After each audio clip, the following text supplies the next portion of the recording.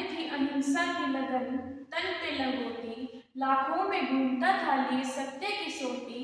वैसे तो देखने में हस्ती तेरी छोटी, कि वैसे तो देखने में हस्ती तेरी छोटी, लेकिन तुझे झुकती थी हिमालय की भी वो चोटी, लेकिन तुझे झुकती थी हिमालय की भी वो चोटी। नमस्कार, मैं भाविका कक्षा 9वीं से यदुवंशी शिक्षा निकेतन हांसी जिला हिसार की छात्रा हूँ। आज मैं गांधी ग्लोबल वीडियो कंपटीशन में भाग लेने के लिए सुबह राव शिक्षा संस्कार शाला टीम और समस्त विद्यालय परिवार की ओर से अपनी कृतज्ञता व्यक्त करना चाहती हूँ। गांधी जी का पूरा नाम मोहनदास करमचंद गांधी था।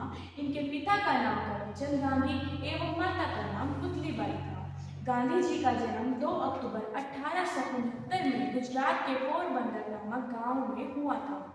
कि सूट बूट वाले अंग्रेज कभी बापू की धोती और लंगोटी का वेश कभी समझ ही नहीं पाए। British prime minister Winston Churchill ने बापू की हंसी उड़ाते हुए उन्हें द नेड सेंट कहा था, नंगा फकीर। महोदय, मैं आपसे एक प्रश्न करना चाहती हूँ कि एक जमाने में कोट और हैट पहनने वाले बापू कैसे एक लंगोटी में सिमट कर रह गए? तो मेरे अनुसार हुआ यूं कि एक बार बापू एक नदी के किनारे खड़े हुए थे।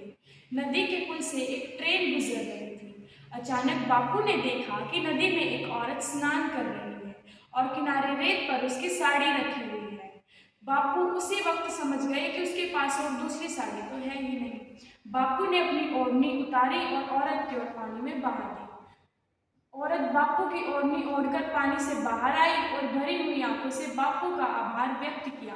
उसी दिन और उसी पल बापू ने यह तय कर दिया कि जिस देश में लाखों लोगों के पास पहनने को दूसरा कपड़ा नहीं है, वहां एक से ज्यादा कपड़ा मैं नहीं पहनूंगा।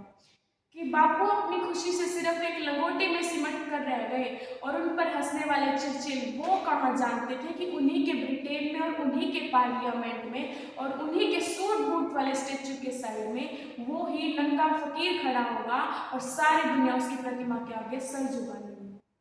महोदय, मैं ये कहना चाहती हूँ कि आज के नेताओं को भाषण देते हुए सुनती हूँ तो रूह कांप उठती है। वो कहते हैं कि जलती रही नारियां जोहर में, भेड़िए फिर भी मौन थे। हमें सिखाया गया कि अकबर महान तो फिर महाराणा प्रताप कौन थे। अरे सड़ती रही सड़कों पर लाशें, गांधी फिर भी मौन थे। हमें सिखाया गया कि गांधी जी के चरखे से आज़ादी आई तो फिर फांसी पर चढ़ने वाले वो 25-25 साल के नौजवान कौन थे। अरे आज भी वो रस्सियां संजो कर रखी गई हैं जिससे गांधी जी अपनी बकरी बांधा करते थे। अरे कहाँ गई वो रस्सियां जिन पर भगत सिंह, राजगुरु और सुखदेव हंसते हंसते झूले थे। हालाते मुल्क देखकर रोया ना गया, कि हालाते मुल्क देखकर रोया ना गया, कोशिश करी हजार फिर भी मुंह ढककर सोया ना गया। कि कितने झूले थे फांसी पर और कितनों ने गोली खाई थी। कि कितने झूले थे फांसी पर और कितनों ने गोली खाई थी। अरे क्यों झूठ बोलते हो जनाब कि गांधी जी के चरखे से आज़ादी आई थी? क्यों झूठ बोलते हो जनाब कि गांधी जी के चरखे से आज़ादी आई थी?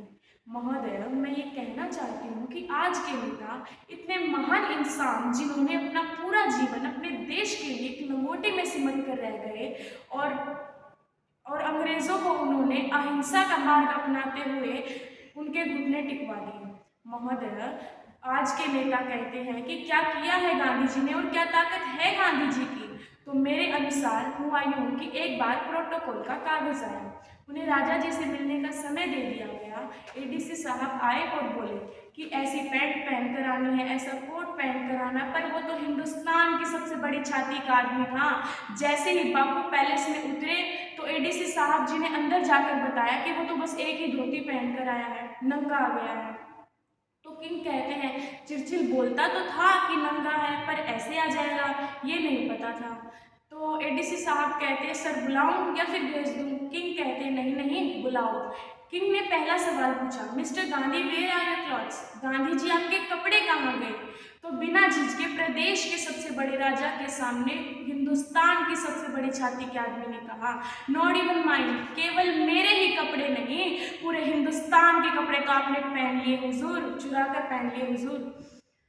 महोदय, अंतिम में अपनी वाणी को विराम देते हुए कुछ पंक्तियां बोलना चाहूंगी कि सीधा साधा वेश था, ना कोई अभिमान, खादी की एक धोती पहने बापू की थी शान।